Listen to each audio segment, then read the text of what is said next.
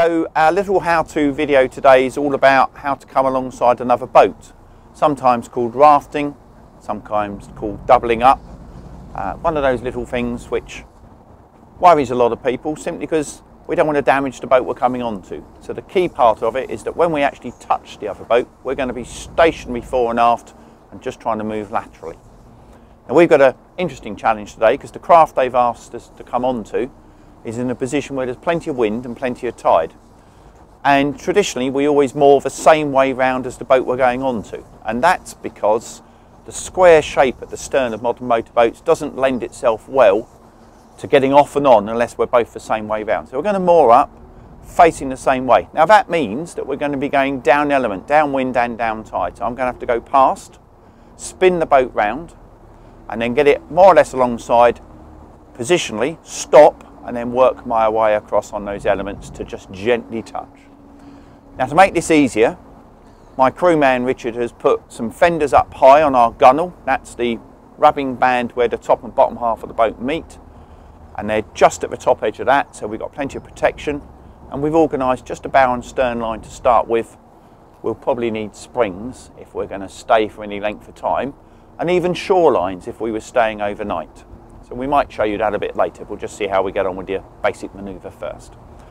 That's where we're going to go. So next thing is to turn round.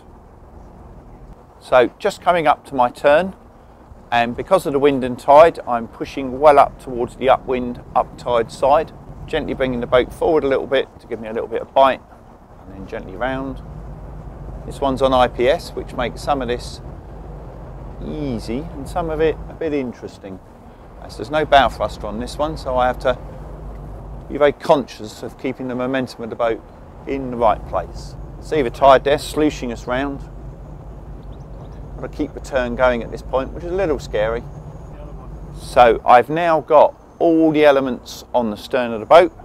Finish my turn, just bring myself to a little halt, and that's exactly what I'm going to do alongside my boat that I'm going to land on. Boat's just over here, so we're just going to go forward a wee bit. And when I think about it, everything's wanting the boat to go that way, so my crucial line is going to be my stern line, because that's what's going to stop the boat driving forward all the time after we've got it stationary and then brought it alongside. So in this instance it will always be stern line on first. Because of the amount of tide, I can effectively almost ferry glide myself onto the boat.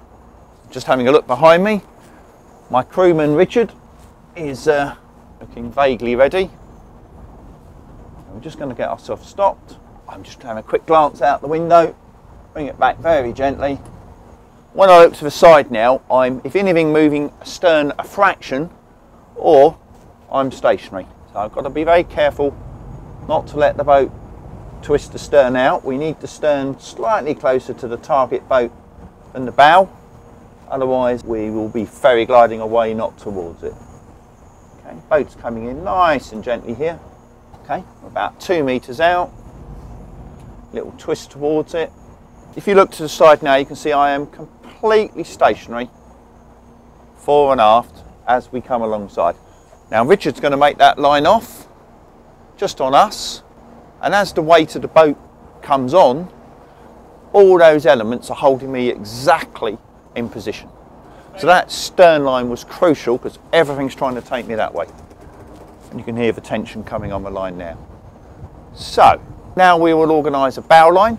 So Richard at this point can step onto the boat, and he's going to take that bow line nicely forward, and obviously he's going to go under the rails because he's good like that.